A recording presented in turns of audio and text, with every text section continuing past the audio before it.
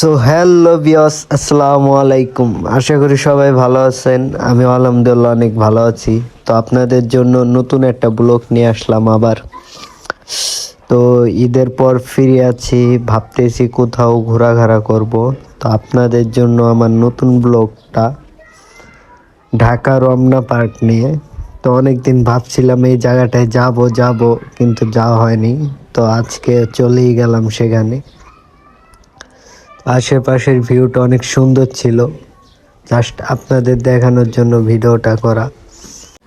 So আমরা রওনা দিয়েছিলাম পুরান ঢাকা থেকে, ঢাকা পোস্তগোলা থেকে। তো আমরা এখান থেকে লেগুনায় চলে যাই গুলিস্তান, জুরাইন থেকে গুলিস্তান, যেয়ে সেখান থেকে বাসে রমনা পার্কের সামনে ওভার ব্রিজের সামনে নামিয়ে দিয়েছে।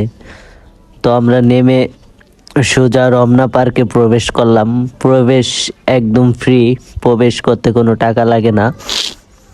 তো আমরা ভিতরে ঘোরাফেরা করলাম, জায়গাটা অনেক সুন্দর ছিল। বিশেষ করে জায়গার এই যে লেকের পাশে ব্রিজটা আমার কাছে অনেক ভালো লাগছে।